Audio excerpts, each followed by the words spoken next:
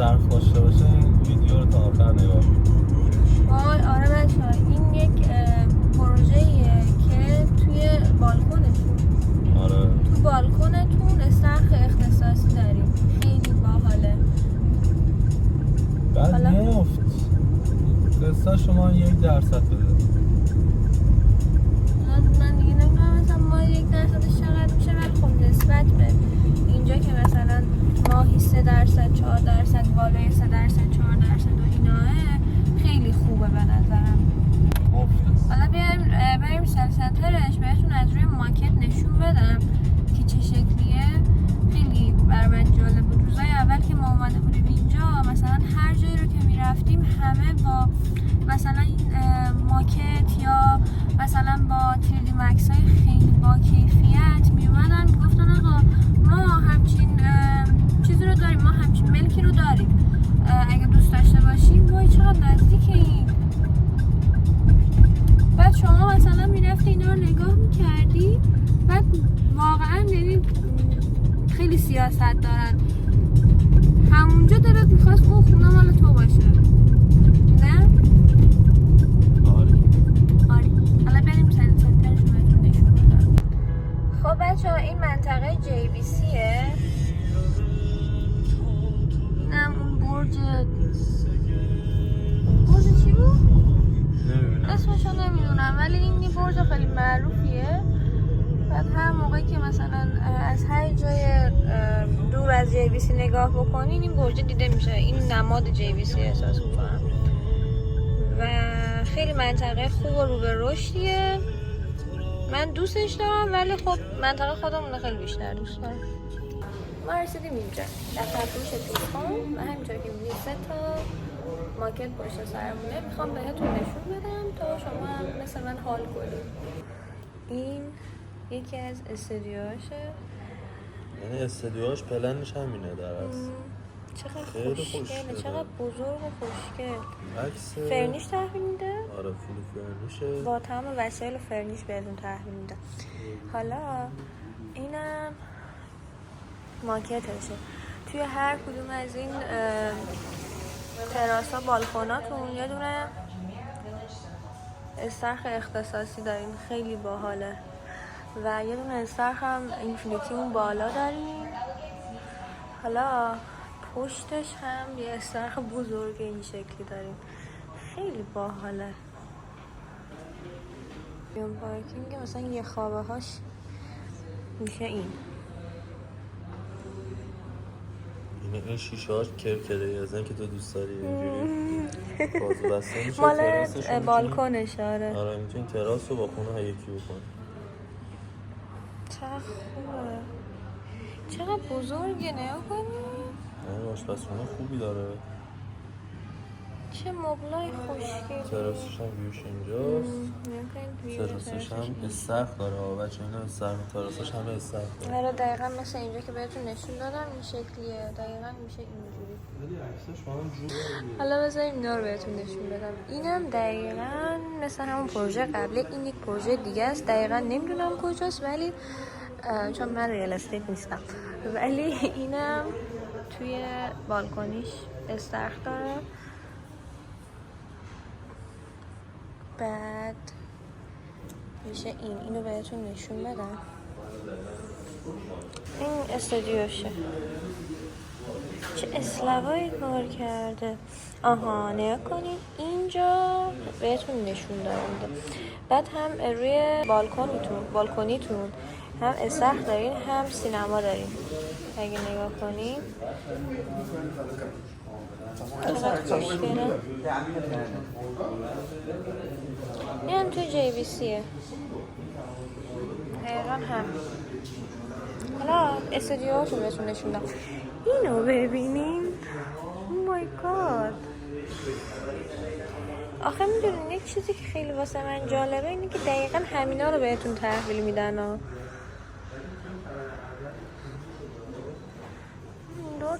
دورش لاگونه. لاگون کریستال لاگون یعنی چی؟ یعنی دقیقا دریاچه‌های آب شیرین قابل شنا کردن که شفافه. خیلی پروژه بزرگ و خوبیه. این دو طرفش هم از اینجا از اینا داره. ببینه مثلا استودیوشو ببینه استودیو چقدر بزرگه خدای من و چقدر جالب اینجا.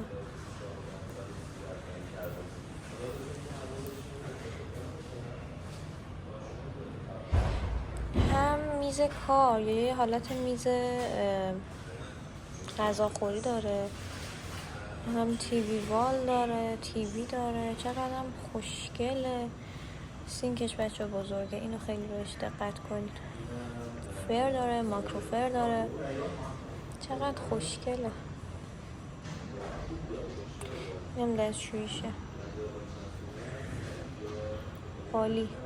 خب بچه ها ما دیگه کارم اونجا تموم شد، ولی من چون اونجا یادم رفتش واسه تو یوتیوب بگیرم و شرایط پرداخته رو بگم، حالا از امیر میخوام که شرایط پرداختای واحدهای استودیو یک خواب رو بهتون بگه. 3 خواب هم داره؟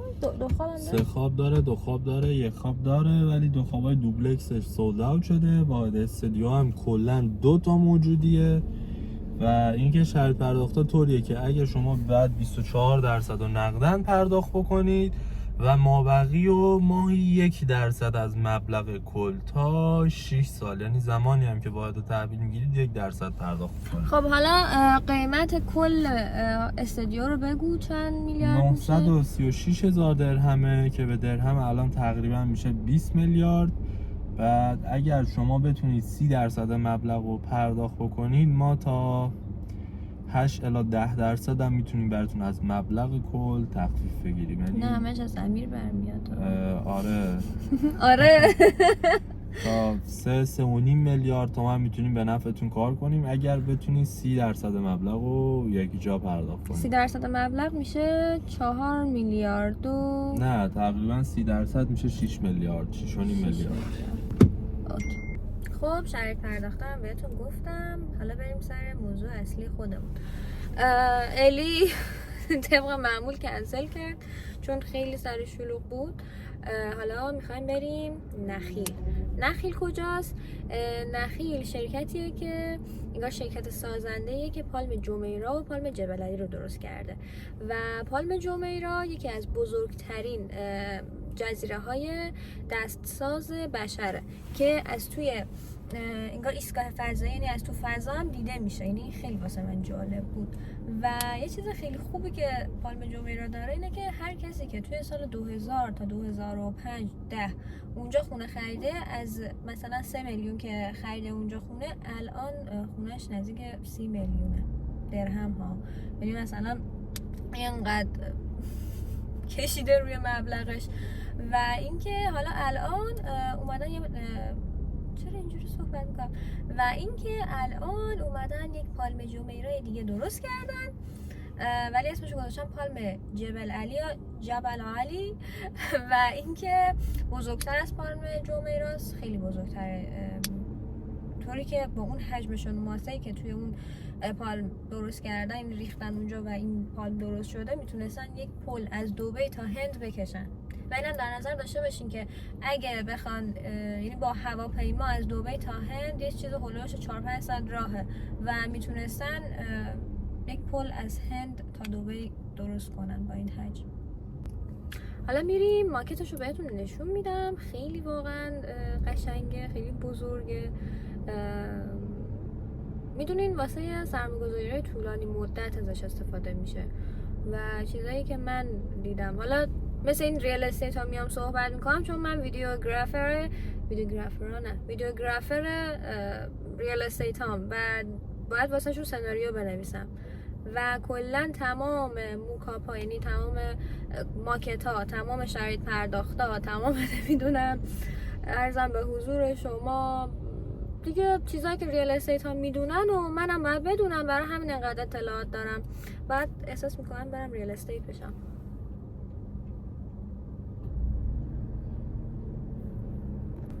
بچه این لبلوها رو من خیلی دوست دارم، تازه کشفشون کردم.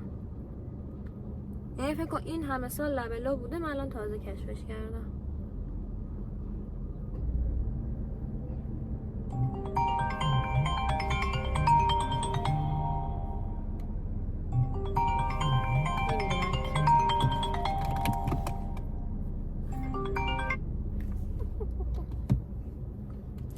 من کلا به خاطر کارم نمیتونم خیلی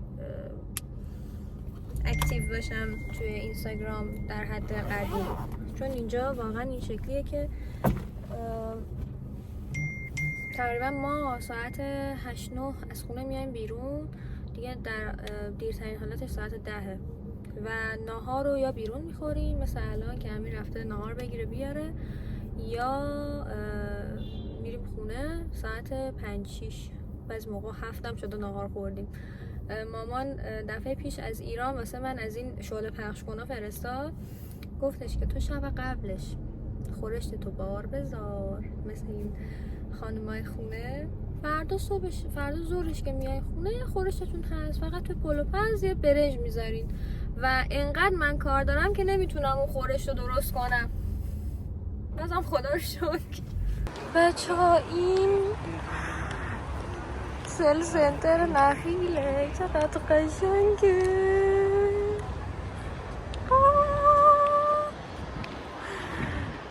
یعنی خدایا این شیخ محمد داره چی کار میکنه. بچه ها اینجا رو که الان دارین نگاه میکنین، این قسمت کلا شروع میشه به انگار از اینجا ورودی پالم جمیرا رو داریم. خب بعد اینجا هتل رویال آتلانتیسه و اینم فکر میکنم این استخر آوراه، آره، که کل پالم جمیرا زیر پاتونه. اینم حالا یک ساحل، وای چقدر سرده. اینجا رو که الان داریم اینجا برج العربه. بعد اینجا اینجا قصر خود شیخ محمد، میبینید دورشو چقدر چیزی کشیدن و اینا. اینم جزیره خصوصی شیخ محمده تا اینجا که من میدونم، حالا اگه اشتباهی میکنم به هم بگین. و اینم دفتر فروش نخیله، همینطور که داخلش رو دیدین چقدر خوشگله. اینا هم یه سری پروژه است که نمیدونم مال کیه، ولی مال هر چی که هستش ویو پالم جمیرا رو داره. اینم فضای بیرونی دفتر فروشه، خیلی خوشگله. این فضای داخلش هم نشون بدم بهتون. مثلا این فضای داخلیشه، این یکی از این شاخه های پالم جبل علی. نگاه کن توی هر کدوم از شاخه ها اینجوری ویلاها رو میسازن و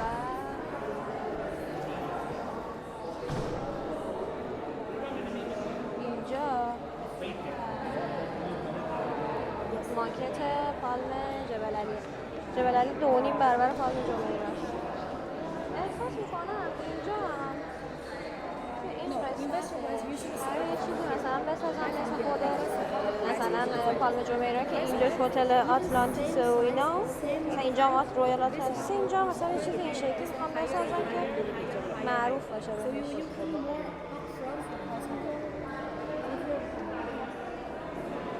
مثلا همه میان کاراشون رو انجام میدن.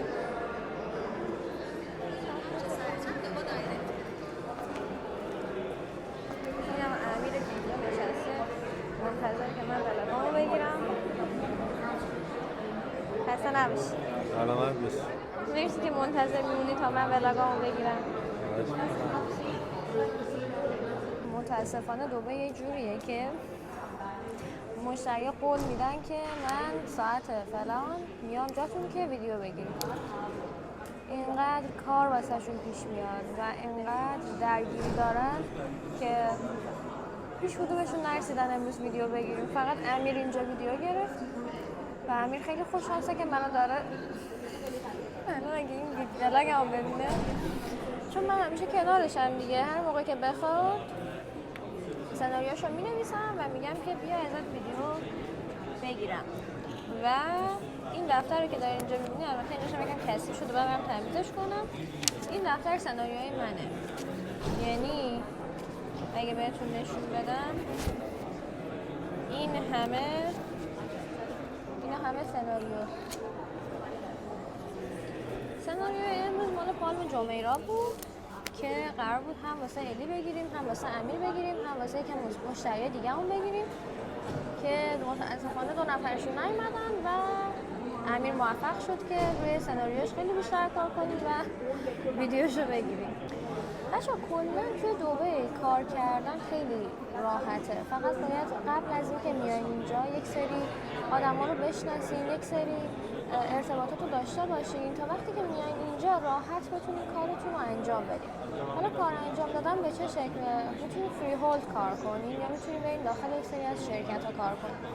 من خودم چون کارم فیلم برداری بود، فیلم برداری عکاسی بودش، خیلی راحت تونستم با دوستام اول از دوستام شروع کنم و همینطور چون مثلا کارم رو پسندیدن دوستام حالا منو به دوستای خودشون معرفی کردن و شده شیال مشتری که الان نمیتونم سرمو بخارونم، شوخی کردم 2-3 تا مشتری دارم و خیلی خوشحال شدم از اینکه ولاگ امروز رو دیدین. ما دیگه الان باید بریم آفیس، من بشینم ویدیوها رو ادیت کنم و پیگیری کار مشتری ها رو انجام بدم. توی ولاگ بعدی سوالاتون رو جواب میدم در مورد دبی، چون قرار بود یک ولاگ درست کنیم در مورد دبی که سوالاتون رو جواب بدیم، چجوری بیاین، چجوری اقامتتون رو دریافت کنین و اینا. و این که خیلی خوشحال شدم که تا اینجا دیدین ولاگو. دوستتون دارم. خداحافظ.